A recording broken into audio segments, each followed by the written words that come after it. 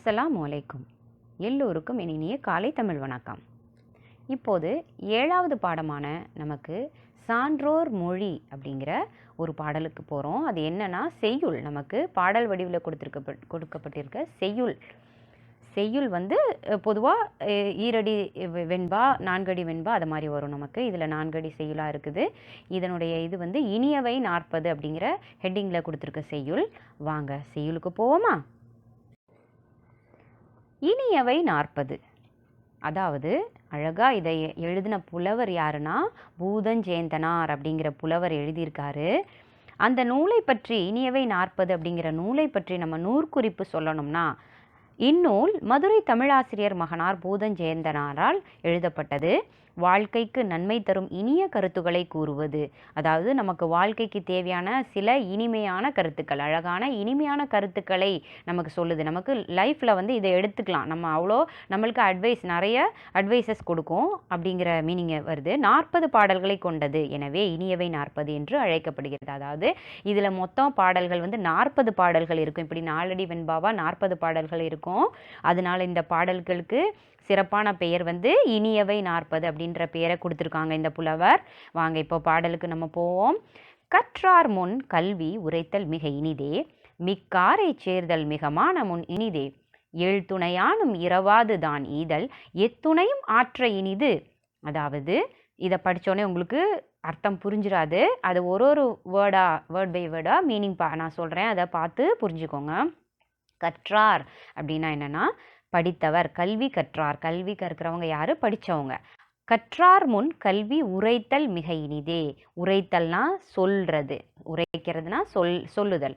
அதாவது நம்ம கல்வி கற்றவங்க, படித்தவங்க முன்னாடி போய் நம்மளுடைய கல்வியோட பெருமையை சொன்னீங்கன்னா அது உபயோகமானது. மிக இனிதேனா இனிமையானது, பிரயோஜனமானது, உபயோகமானது. ஆனால் நம்ம ஒரு மூடன் கிட்ட போய் நம்ம படித்த படிப்பை பற்றி சொன்னோம்னா அதுக்கு அர்த்தமே கிடையாது, அவனால் விளங்கிக்கவே முடியாது. அதாவது மூடன்னா முட்டாள், ஒரு அறிவற்றவன், அறிவில்லாதவன் முன்னாடி போய் நான் படித்த கல்வியை பற்றி நான் இதை படித்தேன் அப்படின்னு நீங்கள் ஒரு சின்ன வகுப்பாகட்டும், நீங்கள் கல்வி முடிச்சதுக்கப்புறம் பெரிய லைஃப்பில் இதாகும்போது ஆகட்டும், செட்டில் ஆக மாட்டோம், உன்னுடைய கல்வி அறிவை பற்றி கல்வியில் அறிவு உள்ளவன்ட்ட தான் பேசணுமே தவிர இல்லாதவன்ட்ட பேசி அது ஒரு முட்டாள்கிட்ட பேசுகிறது வேஸ்ட்டு. அதாவது காதில் போய் சொன்னாலும் அவனுக்கு எதுவுமே புரிய போகிறதில்ல. ஏன்னா ஒரு முட்டாள், படித்து கல்வி அறிவில்லாத ஒரு முட்டாள். அடுத்து மிக்காரை சேர்தல் மிகமான முன் இனிதே. மிக்கார்னா என்னன்னா அறிவில் மேம்பட்டவர்கள். அப்படின்னா அறிவில் சிறந்தவங்க, ரொம்ப அறிவில் படித்து கல்வி அறிவில் ரொம்ப சிறந்தவங்க. நல்ல சாதாரணமாக எல்லாராலையும் படிச்சிட முடியாது இல்லையா? நம்ம எஃபர்ட் போட்டால் தான், உங்களுடைய அறிவை பொறுத்து தான் உங்களால் படிக்க முடியும் இல்லையா? நல்லா நீங்கள் முயற்சி பண்ணி உங்களுக்கு புரியாததை புரிஞ்சுக்கிட்டு நல்லபடியாக படித்து நீங்கள் வாழ்க்கையில் மெரிட்டில் கிடைக்கிறதுங்கிறது எவ்வளோ சிறப்பானது இல்லையா? எல்லாத்துக்கும் கிடைச்சிடுறது இல்லை. பெரிய கிளாஸு, பெரிய இதுக்கு போகிறதெல்லாம், ப்ரொஃபஷனல் இதுக்கு. அப்போ நல்லா படிச்சினா தான் அதுக்கெல்லாம் நீங்களாம் போக முடியும் இல்லையா? அப்போ படிக்கிறவங்கிறது கண்டிப்பாக ரொம்ப சிறந்தவங்க. அப்போது நீ படிக்காமல் இருக்கிறவங்க முட்டாள் நம்ம சொல்லிட்டோம். அப்போ படிக்கிறவங்க கிட்ட போய் அறிவில் மேம்பட்டவர்கள், அதாவது படிப்பில் சிறந்து விளங்குறவங்க தான் அறிவில் மேம்பட்டவர்கள். அவர்களுடன் சேர்ந்திருப்பது மிகவும் இனிமையானது. நீ என்ன பண்ணணும்? அவங்களோட போய் தான் சேர்ந்திருக்கணும். அதாவது ஒரு ப்ராவர்ப் கூட சொல்லுவாங்க. அதாவது நீ உன்னுடைய நண்பர்களை வச்சு நீ எப்படிப்பட்டவன் வந்து சொல்லிட முடியும் அப்படின்னு சொல்லி ஒரு இது இருக்குது, பழமொழி இல்லையா? அப்படின்னா என்ன அர்த்தம்?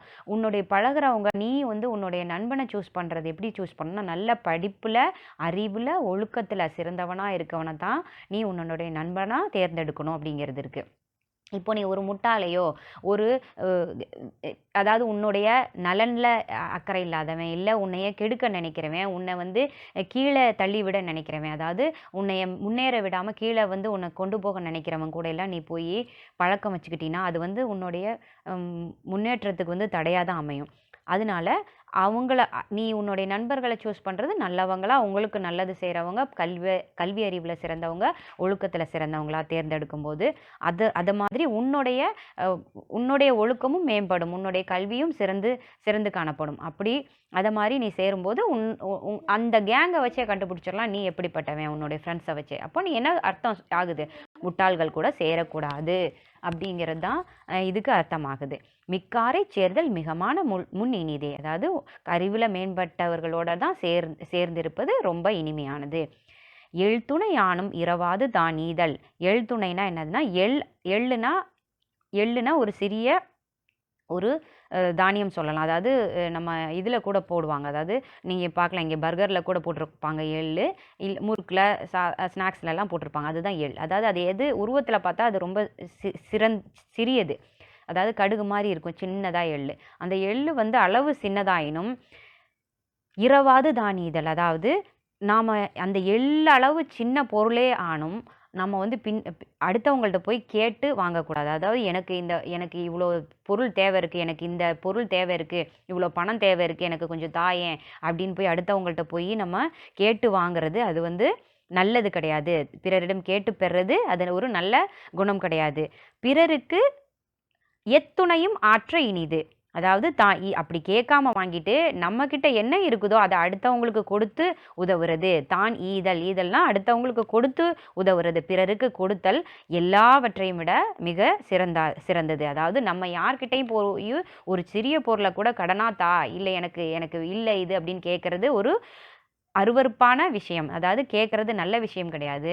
அதே நீ உங்ககிட்ட இருக்கிற பொருளை நீ தானமா பெருந்தன்மையாக நீ அடுத்தவங்களுக்கு கொடுக்கறது ரொம்ப சிறப்பான செயல் அப்படின்னு இனிமையான செயல் அப்படின்னு வந்து ரொம்ப அழகான கருத்துக்களை வந்து 4 வரியில் இந்த புலவர் வந்து சொல்லியிருக்கிறாரு இனியவை 40 அப்படிங்கிற செய்யுள்ள.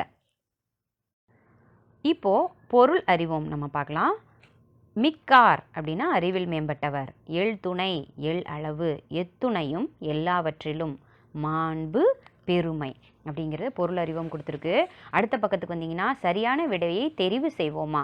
அதில் முதலாவதாக கொடுத்துருக்குது உரைத்தல் என்ற சொல் குறிக்கும் பொருள் அப்படின்னா உரைத்தல்னா என்ன பொருள் அப்படின்னா சொல்லுதல். உரைத்தல்னா சொல்லுதல்.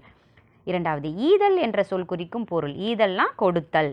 மூன்றாவது மிக்காரை என்ற சொல்லின் எதிர்ச்சொல். மிக்கார் என்ற சொல்லின் எதிர்ச்சொல் தான் கேட்டிருக்காங்க.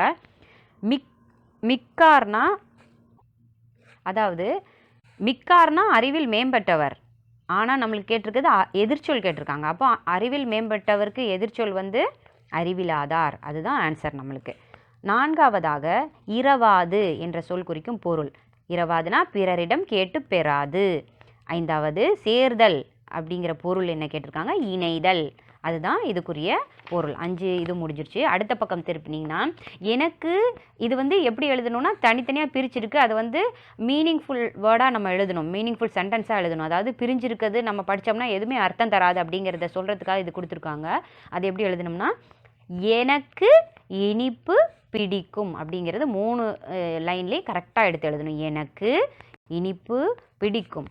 அடுத்து உழைப்பு உயர்வு தரும். அடுத்து மூன்றாவது மரம் வளர்ப்போம் மழை பெறுவோம். நான்காவது சுத்தம் சுகம் தரும். அதை கரெக்டாக எழுதணும். கரெக்டாக அதை எழுதினா தான் நம்மளுக்கு அது மீனிங்ஃபுல் சென்டென்ஸாக கிடைக்கும். அடுத்து ஐந்தாவது இனிய தமிழ் பேசுங்கள். 5வது. இதோட இந்த எக்ஸசைஸ் முடியுது. நன்றி, வணக்கம்.